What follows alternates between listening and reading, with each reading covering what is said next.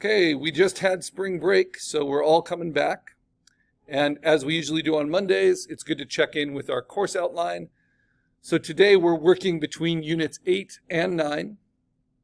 And we are working on Proving Ground number 2 and assignment number 4 and question of the day number 3. And why is it also unit 8? Well, because we still have our group presentations to think about. So I'll add that to the agenda up on the board to check in with your group presentation. And we can always look ahead on the course outline for when those are. Because this is actually our midterm week of the semester. It's week 8 of a 16-week semester. So our midterm presentations will start a week from today on March 24th. That's when all of you will give your presentations. So let's get into it. If we get into the class and we go to the home page, we'll just do this the long form way, and we go to unit modules, you'll see that unit 8 is for the group presentations, to remind you there. Unit 9 is where we get into designing for vectors. And we introduced this. We have one video posted already for this, introducing it to us. But what's a little different about it is that Proving Ground 2 is the first step of assignment 4. So we have to finish our Proving Ground and get that submitted by today in order to make progress towards our actual vector design. And we have, I choose different themes for the semesters. But before you even start sketching, you want to remind yourself why vectors are good for certain things. Whereas everything we've been doing so far in the class, which has been pixel-based, which is a raster type of imagery, it's good for certain things. But you really need both of them for the full range of two-dimensional digital art. So just to give you a quick refresher so we can have this discussion on question of the day number 3, and more of you can feel like you can tackle it before the deadline. What is the difference? Well, vectors are infinitely scalable. So they will produce a clean result from one file no matter what the size.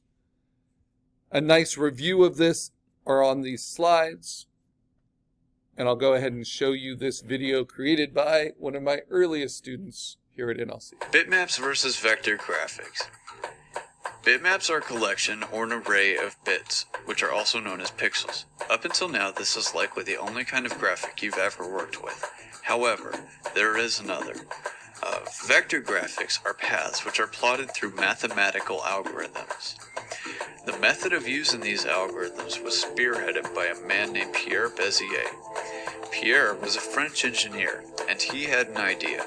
He came up with a way of using de Castelnu's algorithms to plot any curve between 2 or more points, and those curves could in turn be used for any number of industrial applications. He was a leading influence on how CAD and CAM machines work and how 3D models are created, and it's all beside the point. Because vectors are processed in this way, they don't store a finite number of pixels and can be scaled to an infinite size with no pixelation. This means they can be used for something as small as, say, a stamp, to a package like a bottle, to a poster, all the way up to a planet-sized billboard, and you can do it all from the same file. So what does all of this actually mean? Why do we still use bitmaps? Isn't vector just far superior to raster in every way? Well, it is and it isn't. See, vectors and bitmaps are good at different things. Vectors are good at making clean, simple shapes which usually use a limited color palette. They're also perfect for images that need to be scaled, either larger or smaller. Bitmaps, on the other hand, are good at details, usually things like color shifts. They're also far better for sub-48 pixel designs like desktop icons. Bitmaps are also how photographs and scans are stored, since it's impossible to capture an image as a vector. So this is basically the notes for this question of the day. What's a little confusing is this was done by one of my first students. I started teaching here in 2010, and in 2010 it was pretty common not to use the term raster, but to use the older term for it, which was bitmap. But now bitmap means something else, which we'll be learning later on. So this is really vectors versus raster, right? So vectors are not based on pixels. Raster are based on pixels, right? So the real world, I like real world analogies. We've talked about pixel-based art as being like a mosaic. So I'm going to pass this around, this little, I forget what these are called, plastic bead art made by my son. He made a Voltron for me. It's custom, one of a kind, don't break it. But this is an example of raster artwork, right? It's based on individual solid color pixels, all brought together. So old video game designs, that kind of thing. But vectors are actually, let's see, do you have a laptop? Yeah, I do. Excellent. Can you be in the third row with your laptop? Because we lost power in the back part of the room. Vectors are like cutouts, right? They're like cutouts of vinyl stickers, or they're like cutouts of paper, but cutouts don't have any pixels. They have only smooth edges, whether they're curved, whether they're straight. And the problem is you can't do a lot of color gradations with cutouts. They're going to be really chunky, right? Because you'd have to cut each color out of different pieces of paper. So when you need like really, really fine gradated detail and soft transitions of tones and color, that's when you need pixels. Like your digital camera, that's all pixels. But when you want something clean and graphic, and no matter how much you want to zoom into it, it's always going to be a clean shape. That's when you want a cutout, and that's when you want a vector.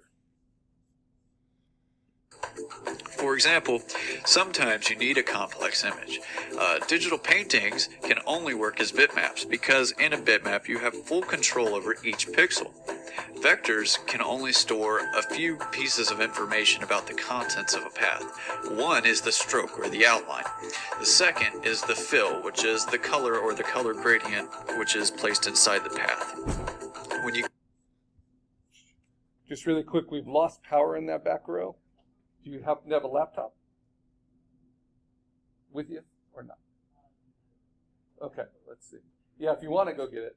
Sorry about that. Hopefully we'll get that power back soon. create vector graphics, you're basically accomplishing your goal by doing one of three things: manipulating the stroke, fill, or the shape of the path itself. So you may be asking right about now, if vectors are based on algorithms, does that mean that I have to do math to use them? Well, thanks to Pierre, the answer is no. Manipulating vector shapes is easy and completely math-free. There's also brush and pencil tools which can turn natural strokes into vector shapes. Also, just like in a bitmap program, you can use layers and layer groups with vectors. But these are just the basics, so take time to experiment with these programs and learn for yourself. All right. So what example did that video that past student give for when you need raster, when you need pixel-based, which he calls bitmap? He said digital paintings. Digital paintings require full control of every pixel because you can soften edges, you can gradate, you can have millions of colors, right? It's really hard to paint with vectors.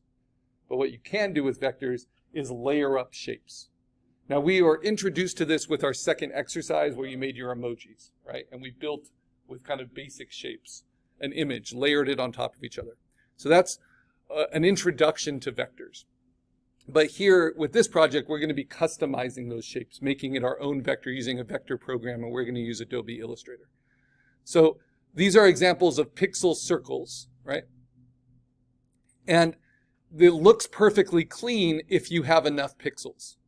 But as soon as you limit that number of pixels, it's like zooming in on the screen, you start to see that those curves for the circle turn into stair steps, right? Because it's made of individual squares. And you can't make a curve with squares. You can only make an approximation of the curve. Whereas a vector, you can actually make the real curve. So that's what we mean by perfectly sharp and clean at any scale. Just some other examples. This is a vector rendering. This is a pixel rendering, right? At basically screen resolution.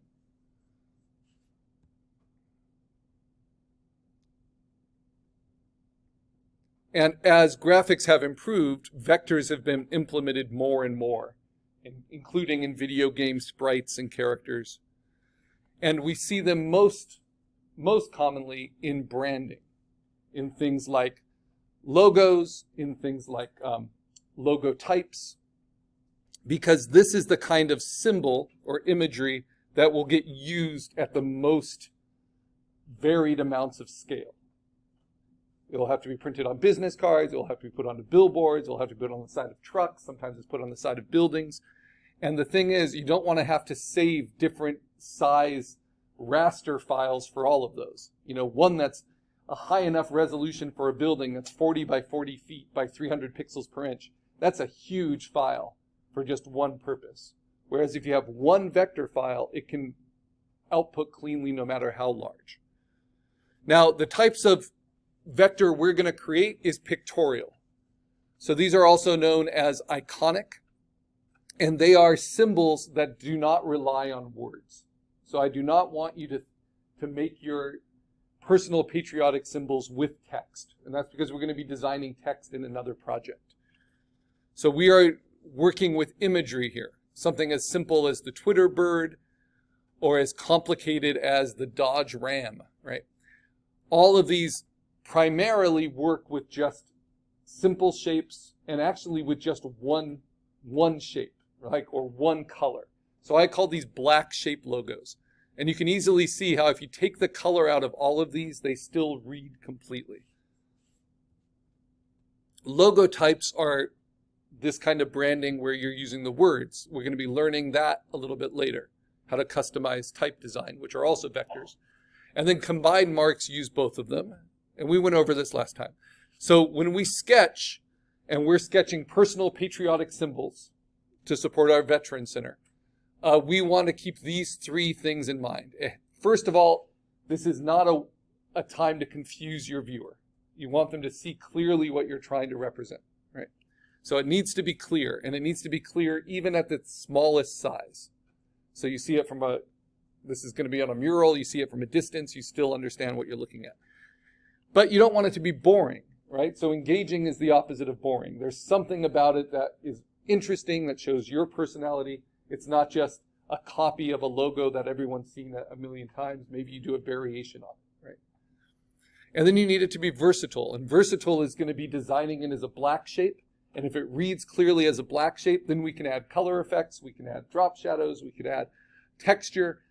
We can do lots of things with it as long as it first and foremost reads as a clear black shape.